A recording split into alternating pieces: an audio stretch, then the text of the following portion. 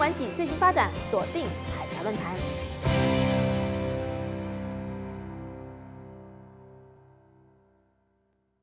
欢迎收看美国之音的海峡论坛，我是樊东宁。台海地区的紧张情势近来不断升高。今天的海峡论坛节目，我们特别为您专访到美国国务院前国务次卿克拉奇 Mr. Krach。克拉奇先生曾经在2020年的9月份访问台湾，成为了40多年来访台级别最高的现任美国国务院官员。卸任之后，也持续关注美中台关系，并致力于科技外交。克拉奇任内在美国国务院主管的是经济、能源与环境事务。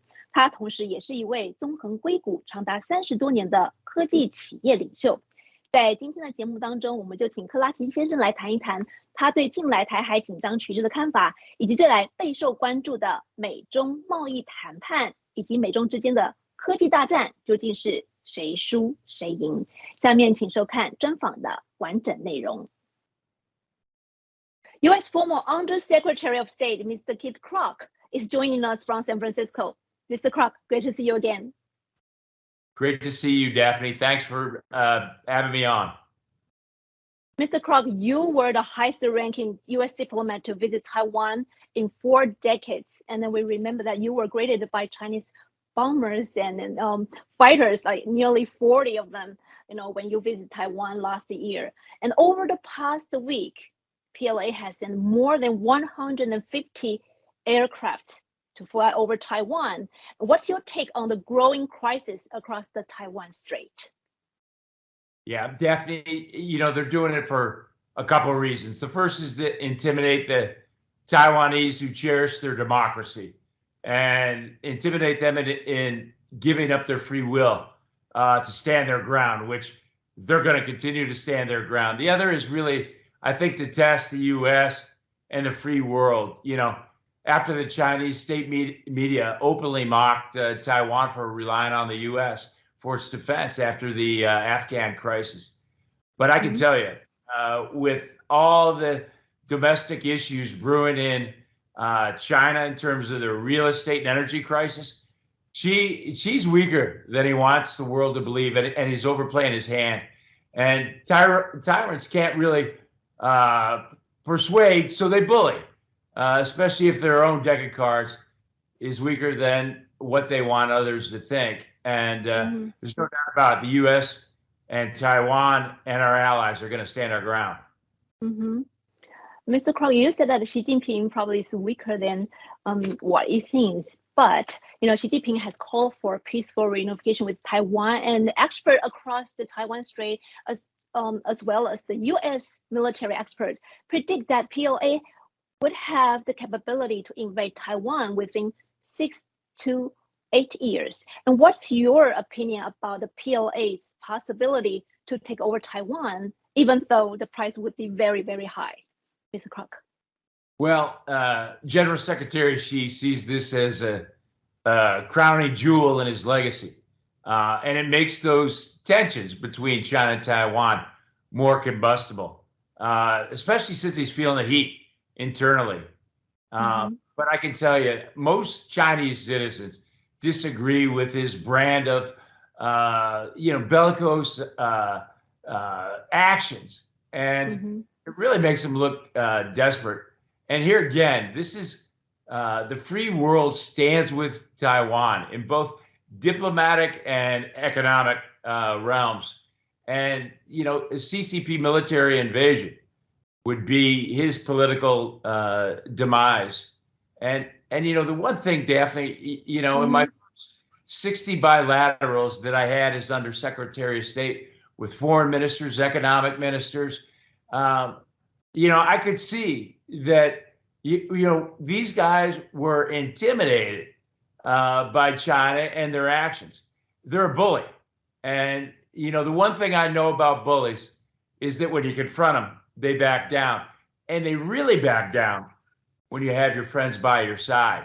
And that's why, alliance of democracies is so key to defending Taiwan. And President Tsai Ing-wen also vowed in her National Day speech that Taiwan will not bow to China's pressure and will continue working with like-minded countries to stand on the front line to defend against the threats from authoritarian regime. What's your make of President Tsai Ing-wen's speech? Well, I'm a big fan of President Tsai, and I really appreciated being over the Taipei House, having dinner with when I was over there. You know, she recently stated that the people of Taiwan have made it clear to the entire world that democracy is non-negotiable. And Taiwan will not bend to that pressure. And same with my friend, Taiwan Foreign Minister Wu. You know, he put an exclamation point on that. And I have an unwavering belief in the strength of Taiwan's leaders and the citizens that they're going to stand their ground. And I know they have the support of us and our allies. And, you know, what we showed when we put together the Clean Network that defeated the CCP's 5G master plan and created this nonpartisan model. This was a great success when we all stand together. And, you know, as a result of that, that's probably why my family was sanctioned by the Chinese government. And I will not bend a knee to Emperor Xi, and I know the Taiwan people won't either. And Mr. Krach, with Taiwan becoming an increasingly critical issue between US and China, do you think Washington has a clear and effective policy to deal with the situation right now? Well, this is one of the biggest unifying bipartisan issues on Capitol Hill. And you're seeing all kinds of congressmen, senators rallying behind this. And they've made that message clear. And I think, you know, the other big thing is that we see, you know, the citizens of the world have woken up to the CCP's 3C strategy of concealment, co-option, and coercion. And the citizens of the world now know that the pandemic is a result of the concealment of the virus. That's really coming out now. People could see the co-option of Hong Kong resulted in the evisceration of its citizens' freedoms, and they don't want that to happen with Taiwan. And then, you know, people are now really hearing about that coercion in Xinjiang and how that has resulted in a punishable genocide, and they don't like it. And it's beginning to give strong political will, not just to our government leaders, but also to government leaders around the world, as well as global CEOs. And let's talk about another battleground between Washington and Beijing, which is economic and trade. We heard the U.S. Trade Representative Catherine Tai Qi, she made a policy speech talking about the resumption of U.S.-China trade talk. But some people think like she was sending mixed messages, especially when she used the phrase durable coexistence of the United States and to describe the economic relations between China and U.S. What is your make of her speech as well as the resumption of U.S.-China trade talk? Well, I know one of the things she said was China's lack of adherence to global trading norms has undercut the prosperity of Americans and all others around the world. You know, in short, the field isn't level. And for the last 40 years, it's given China a big advantage. You know, Americans believe in fair trade, but when somebody comes in the market and doesn't play by the rules, the market is no longer free, and you've got to do something about it. So if you think of our democratic values, things like integrity, accountability, transparency, reciprocity, respect for rule of law, respect for sovereignty of nations, respect for property, respect for the planet, respect for human rights. These are things that we honor. These are things the Chinese Communist Party doesn't honor. So if I'm competing against you, Daphne, and I don't have to be transparent, and I can use slave labor, and I can use coal-fired power plants, and I don't have to obey the law, or I am the law, you're going to win every time. And you know what we found out was that, look, these democratic values we use them to our advantage instead of their advantage. And that's what we did with the Clean Network. And basically what we did was we weaponized the very principles that protect our freedoms. And that's what we've got to do here. But now in terms of the US-China competition, like you said, Chinese state media now believe that their strategy to force US to change its Chinese policy is working. And there's also kind of a debate and the disagreement within the Biden administration, like how tough should be to China. What is your opinion about that? Well, I think if the Chinese government media is saying it, the opposite is true. As I mentioned, the bipartisan support in Washington is huge. And I think she knows that neither Taiwan nor the U.S. nor our democratic allies will bend a knee to that intimidation. And he knows that if he invades, this is going to be his political demise. And, the majority of people in China, and particularly some of the CCP insiders, they don't want this. And then we know that you have been busy after leaving the government. Just a couple of weeks ago at UNGA, you launched the Center for Tech Diplomacy at Purdue. What is the center's mission and what makes it unique, Mr. Krach? Well, I'm so excited to be the chairman and co-founder of the Tech Diplomacy Center at Purdue. It's now the preeminent global authority for securing freedom through tech diplomacy and trusted technology. It's the only institution now in the world that focuses on that intersection of technology and foreign policy and national security. What I learned in terms of serving from the government, coming from 30 years in Silicon Valley, is that this is not taught in the State Department, the Treasury, Trade, DOD, and this type of economic, techno-economic statecraft that we were able to, in essence, kind of invent is critical to securing our freedom.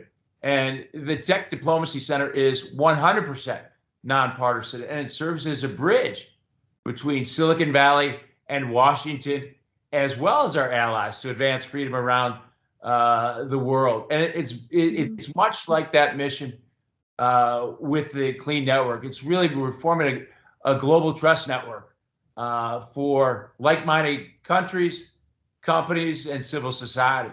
And our freedom depends on it.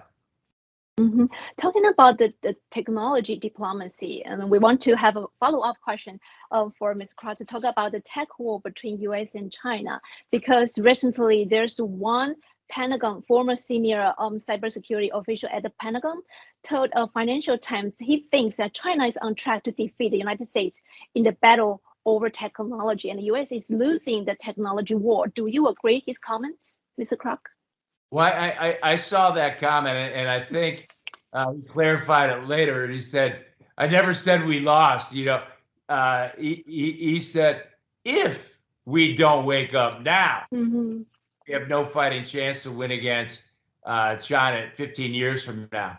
And by the way, I think it's critical that we rally, the tech titans, that we build that bridge between Silicon Valley and Washington.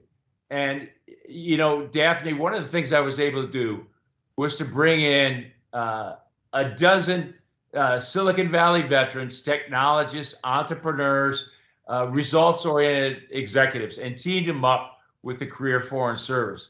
This created a magical winning formula. This is a group that invented techno-economic statecraft, which is now the bipartisan model that bridges a Republican administration and a Democratic administration. And it's for all areas of economic competition. So I think it's really critical that we do that. And there's, the other thing that I would point to too is the United States Innovation and Competitive Act, which is a combination of two of the bills that we designed.